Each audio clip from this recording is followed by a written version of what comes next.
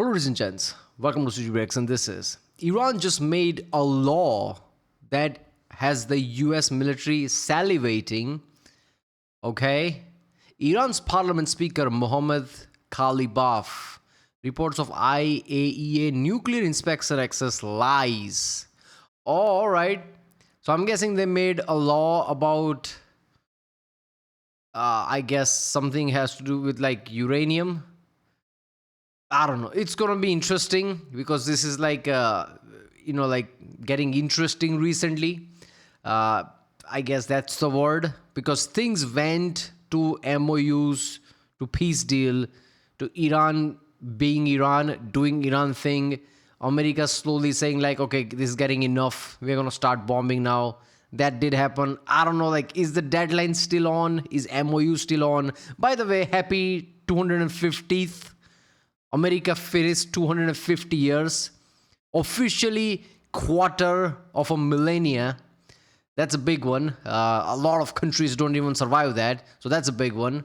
Obviously, not in the same form. A lot of countries' root can be traced back very far back, but the modern, modern version of it is like a lot of countries don't even survive that.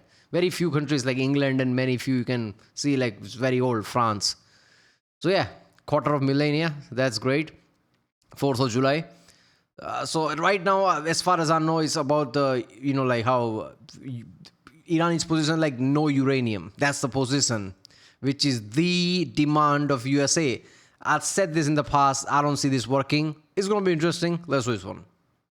Good morning, everybody, and welcome to the video. It's July 3rd, 2026, and here's exactly what you need to know. Iran's top nuclear negotiator just went on state television and called reports of a nuclear inspection deal a lie. He said it directly to the Iranian people. That's Mohammad Khalibaf, or Mohammad Khalibaf, can't inspect our nuclear program anymore. What was that? He can't inspect our military nuclear sites anymore, is basically what this guy's name should be. He's Iran's parliament speaker and chief negotiator. And he stated on July 1st that under existing laws ratified by Parliament and the Supreme National Security Council, making it sound very official, but this isn't like approved by the people of Iran. They didn't vote for this. But basically, inspectors are strictly barred from accessing any bombed or damaged nuclear sites under any circumstances. They only get access to 2 sites. Inspectors are currently permitted to visit the Bushehr nuclear power plant and the Tehran research reactor. And Khalibaf said Iran remains committed to that arrangement. They're like, yeah, you can look at our civilian sites, but anything that was producing any uranium for nuclear weapons or had any military arrangements, yeah, you can't go there. Interesting. So does this mean the only ones that will be allowed in there are more 30,000-pound bunker buster bombs, GBU 57s? Maybe. But also, the leadership in Iran is very nervous. They're essentially in panic mode. Check this out. This just came in yesterday. Reports. Is it possible that because of the bunker busters, a lot of uranium is damaged at a level that if they allow a nuclear inspection team there and they realize the damage is significant and a lot of uranium is basically just like become dust and like spread all over, not really usable, and because sites are destroyed, that is one of the, let's just say, chip that Iran is using. Like, we still have nuclear. That goes away. That's why they're not letting them on there. Like, oh, trust me, it's all fine. It's there. Nuclear material is there. That must be the case. Are saying from OSINT Defender that decision makers during negotiations are potentially being targeted by Israel, at least their whereabouts, their patterns of life. But it gets even better. Check this out. While Iranian officials were flying back and forth from Pakistan during the negotiations, while under escort from Pakistani fighter jets, you can see in this image right here, 2 Israeli jets entered Iranian airspace from the direction. Let me get this straight. America and Iran comes to a deal, somewhat. Israel doesn't come to a deal, and Israel's like, oh yeah, America, all right, okay, I guess we're making a deal, huh? Interesting. What if there is no one to make a deal? And just going after negotiator? Yeah, this is somewhat of like a friction in a way, right? America's like, yeah, we're close to a deal, and just here is the news. God damn it. And Trump calls like Netanyahu, what are you doing? We're trying to negotiate here. You're just killing negotiators. Of Iraq, prompting the Iranian delegation to land early in Mashhad, Iran. They were forced to divert. They had to travel back to the capital of Tehran by land. So the footage here is showing the delegation being escorted by those Pakistani jets. And then Israeli jets are going to make those Pakistani jets very nervous, especially if it's the F-15I or the F-35I. So massive pressure campaign against the Iranian leadership. You can tell they're very nervous and they're trying to preserve their bargaining chips. This isn't a diplomatic wrinkle. This is basically the entire deal that the U.S. wanted to be able to go in and inspect the uranium potentially being taken off the table. And nobody is covering this right now. Nobody is saying this out loud, but at some point the U.S. will have to access that or verify that it's actually been completely gone, that the nuclear dust is complete dust. That will likely need to be verified at some point, whether it's diplomatic or whether it's verified by more GBU-57s, that remains to be seen. But here's where it gets worse. Iran's joint military Qatam al-Anaba command, Qatam al-Anaba, yeah, I think that sounds like a very official military command for sure. They warned on July 2nd that all oil tankers moving through the Strait of Hormuz must use Tehran's approved route or face an immediate and forceful response from the armed forces again.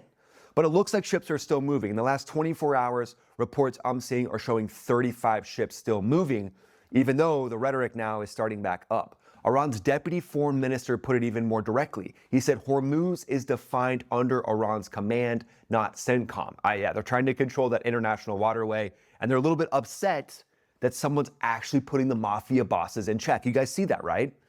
They're like, no, CENTCOM shouldn't be here. Daddy shouldn't be here. We should be allowed to throw house parties every single weekend. We're mad at Daddy. They're like basically the trust fund babies of the Strait of Hormuz. They've just gotten billions of dollars. They're like, my daddy owns the Strait of Hormuz. We deserve to control everything. And CENTCOM's like, yeah, you know what? We're coming in and we're showing you who your real daddy is.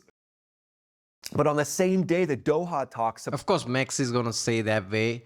But even if I try to stay unbiased, fine. Iran is right, like it doesn't belong to CENTCOM and CENTCOM's authority. But it doesn't belong to Iran's authority either. By that point, it's like who has better weapons and power. That's where the authority goes. And that's CENTCOM. So it's like, oh, this is like under, like Iran's control. No, it's not. You do that, CENTCOM just gonna come, okay, I guess send in more missiles, more jets, there you go. You can't just claim it's like Strait of Hormuz, they're like under our control, it's ours now. Yeah, they're not gonna accept that. Supposedly made positive progress. Iran's parliament called the nuclear inspection deal a lie, and Iran's military threatened to attack ships that don't comply with their extortion and routing orders. So not diplomacy necessarily, Iran. Their definition of diplomacy has gotten a little wild. I think even Mondami at this point is like, yes, that is great diplomacy. I'm pretty sure we can rearrange the word diplomacy to fit exactly. Is he a genuine socialist? Or is he like Bernie Sanders socialist? I don't know much about him. I know people are always going to be divisive because that's America. Left wing are going to love him. Right wing will see him as Stalin or something. But is he that level of socialism? Or is he like, okay, capitalism, democracy, but kind of socialism, where he's like goes after complete ultra rich or something, and he just like healthcare and like promoter of that. Where in socialism does he fall? That's what I'm saying. Obviously, most of the socialism is just like any kind of socialism will leak into all type of socialism. That's how it goes, so that's bad. But like that Bernie Sanders, right? Like democracy plus.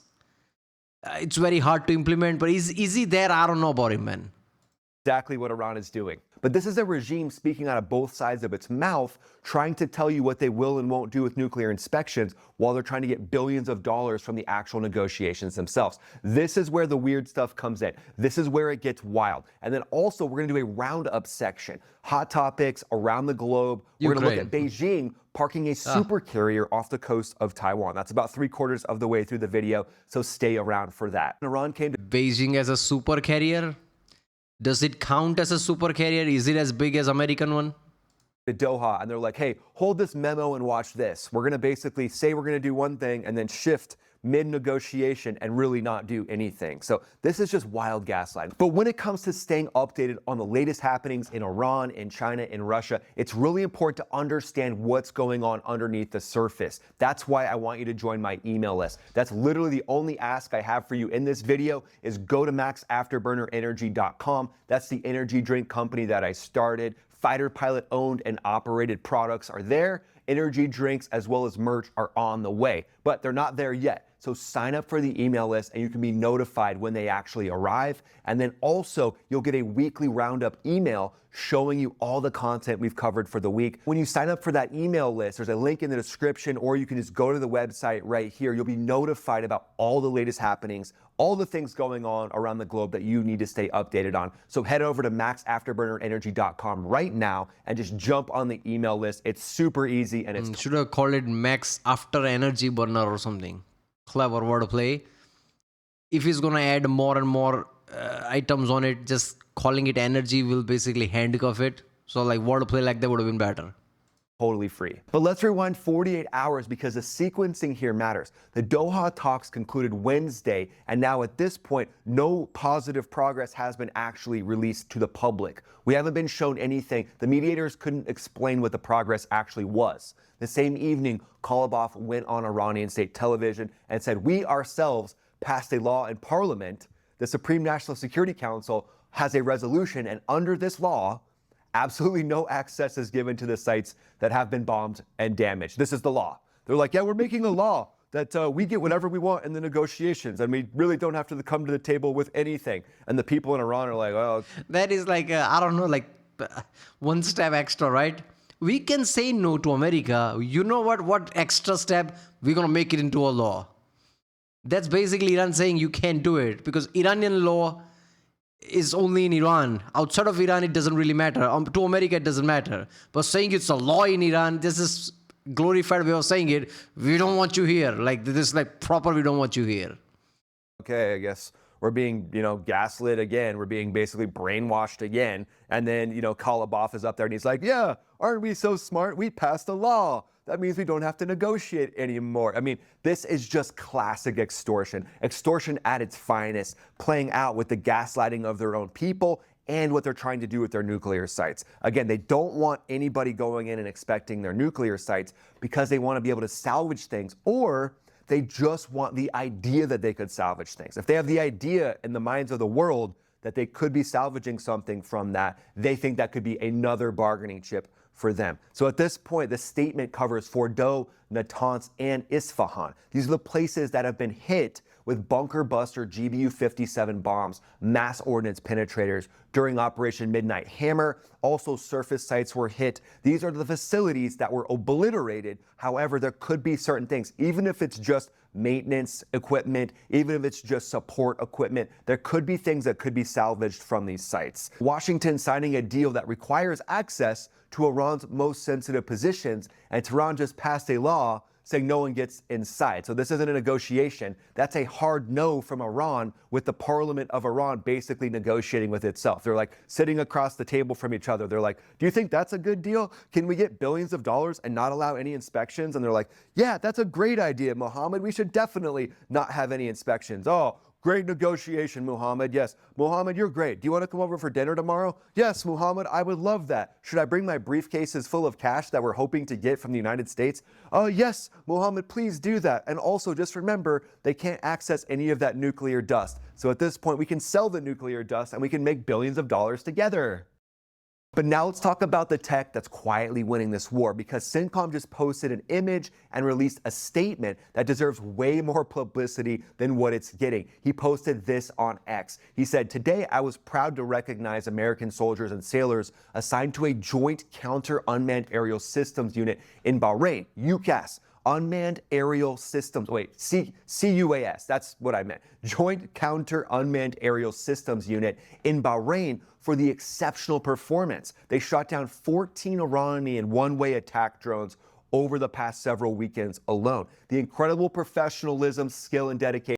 Yeah, it would have been more insane if they all wore those Ray-Ban, like those smart glasses from Meta. I don't know if they all were, yeah, it's about like drones and things. All right. And dedication they displayed saved lives. Obviously, they definitely saved lives, protecting all of the different soldiers, all the different airmen, all the different naval personnel, all the different people that are there supporting this operation are protected by this little mini iron dome that's around these bases, thanks to the professionalism of these anti-unmanned aerial systems crews. This is massive. But here's the question nobody Isn't this the same group that controls all the drones? that boat drone that rescued the fallen soldiers from like Apache, right? Isn't this the same? Is that the different? Like that's called something. So, but I'm guessing this is in the same umbrella. USA is literally utilizing an entire area dedicated to like unmanned drones, which is insane. Talking about or asking out loud. The IRGC has been publicly claiming it struck U.S. military bases in Bahrain, Kuwait, Jordan, but Iran state media ran those headlines like it was some battlefield victory, but CENTCOM's response has been massive, including this. They said Iran is lying. U.S. military assets at sea continue to fly, sail, and operate safely and unimpeded. Here's the actual damage assessment across every single one of those claimed strikes. A residential building in Muraraq province was damaged, not a base. A residential building is what they hit, but the IRGC claimed it was the military base. 0 U.S. military casualties. Dude, I'll believe it if you hit a base. You have done that in the past. That doesn't mean anything. This is the problem in today's modern social media world. Oh, look at that. They destroyed a military building in Bahrain, which means America sucks. America lost. That's not how warfare works. I don't know how else to explain this, man. So what if they, destroyed a building? There's a calculated decision behind it. If that wasn't really important, they didn't defend it. You are in active warfare right now. You're not going to waste your munition and resources on the places that don't matter, even if it's military bases and certain buildings. They'll just evacuate it. That doesn't mean America's weak or America can't defend. That is a tactical choice. But people are like, oh, look at that American base destroyed. Casualties, 0 operational degradation to the 5th Fleet. And when Iran claimed that 12 ballistic missiles hit the airbase in Jordan, it was confirmed that they launched 20 and all 20 were shot down. Shrapnel caused no casualties, no material damage. The pattern is identical every single time. Iran launches, Iran claims a direct hit for whatever they were aiming at, and the actual result is intercepted ordnance and 0 effect on American operations. Imagine if they showed Lincoln getting hit while they launched missiles at Bahrain and other bases. Wait a minute, Lincoln in Iraq? Yeah, screw it, right on. There you go. We launched missiles at the bases in like Jordan in Iraq. Somehow Lincoln got hit. There you go.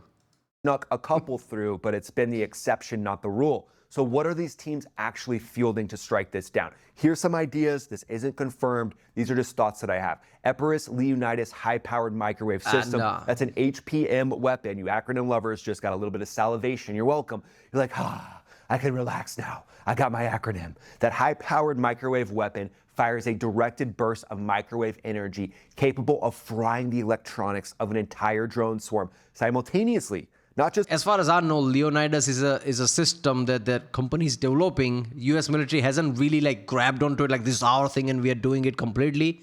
It's in the talks. The similar system on the navies, what is it? I forgot the Meteor. That's a real thing. That's a U.S. military real thing. They're trying to put it on ships and things. Leonidas is more similar but base. Like ground variant, which is not really like, okay, U.S. military is doing it, not that type of way. Contracts are out, maybe they'll do it, right? They're like, like selling that to other people as well. So I don't know, they would just like grab them and put it on like bases or something, not this fast. But yeah, that's the future probably. This one drone, an entire swarm. This has been deployed in the CENTCOM theater, and there's rumors saying that it was there in early 2026, again, not confirmed, to achieve a capability milestone, neutralizing fiber optic guided drones that previously had no electronic warfare countermeasure because they don't rely on radio. Those are not Shahed type drones, by the way. Those are those FPV drones that Ukraine uses, not the sophisticated one, the small one. This can hit the big drones, but very close by. By that point, maybe it will be too late. I don't know, like you need to increase the power of this system. This system is insane. Meteor, Leonidas. Yeah, I feel like you need to increase the power of it somehow. Frequency links. It doesn't jam. It doesn't use electronic warfare. It physically destroys the electronics regardless of guidance type. Raytheon's Coyote Block 3 non-kinetic effector uses the same high-powered microwave principles to loiter in the airspace and cook multiple targets in a single engagement pass. High-energy laser systems in the 50 to 300 kilowatt range are also in the stack here, near unlimited magazine depth at pennies per engagement, compared to a Stinger missile or a Patriot interceptor. And CENTCOM's Rapid Employment Joint Task Force has collapsed the approval timeline for these systems to under 60 days. Iran's Shaheeds cost around $20,000 each. Leonidas costs... See, there's shrapnel, that's a shrapnel. That's nowhere that's like some kind of a plus. That's a shrapnel. I love it. Pennies per kill, just the cost of squeezing that trigger. See, the point of the outward burst is that if you're going straight and you're close by, the point isn't to hit directly. It's like you can be in any kind of an axis, but you just need to be close in that way. So it creates this shock wave around it. So even if it's sideways, it blows it up. The electricity that goes from that trigger to the system that's actually shooting down the drone. The cost curve asymmetry that used to work against us, directed energy just flipped that against Iran. So Iran's one-way attack drones came in hot, but the high-powered microwave system said, hey, hold my electricity while I turn every one of these into expensive lawn darts. And that brings us to the global roundup, my friends. So while Washington, the world is locked onto Iran, Beijing has been quietly tightening the noose around Taiwan. And now they're showing that their newest carrier, the Fujian, has an electromagnetic catapult a little bit closer to U.S. supercarriers than anything else they've had before. Yeah, I'm not gonna lie, that is impressive. Dude, that is impressive. Might not work as great as American one, but somehow they fit it into it. Like they just came out of nowhere. By the way, we are making aircraft carrier. We've never done that. Screw it, we're making aircraft carrier and we're gonna put EMALs on it. All right. It made its third transit through the Taiwan Strait on June 23rd, one day after Taiwan launched its annual immediate combat readiness exercises. So not a coincidence here. The People's Liberation Army of China is answering a question that nobody's asking. The strategic twist nobody's talking about. Xi Jinping is simultaneously purging generals. So why are you purging your generals who would actually execute a Taiwan contingency? 6 People's Liberation Army officers were stripped from the National People's Congress this year, including the commander of the PLA Cyberspace Force and an Eastern Theater Command Lieutenant General. So Beijing is projecting carrier-level strength at Taiwan with its left hand while arresting its own war. You can project power to your neighbor with an aircraft carrier. That is not what an aircraft carrier is for. What are you doing? This is like USL launching an aircraft carrier and like threatening Mexico or Cuba. Like you don't need an aircraft carrier for that. Cuba is a bit far off than Taiwan. I don't know what is the best example here, but something like that, right? Mexico. Imagine if Mexico didn't have the border and just water between it. Like whatever, like 100 miles or something. You just like launch aircraft carrier to threaten Mexico. It's just there. You have range. You don't need an aircraft carrier. Warfighter and command structure with its right hand. So things are getting wild, and this level of drama inside the People's Liberation Army shows there is a massive shakeup coming, maybe with some generals not doing the exact bidding of what Xi Jinping wants himself. And that brings us to the 40 chess strategic analysis section, my friends. So at this point, right now, it looks like Iran is buying as much time as possible. They're hard to negotiate with on purpose. Yeah, dog is thinking like, I don't play this weak ass chess. Bring me the 4D one.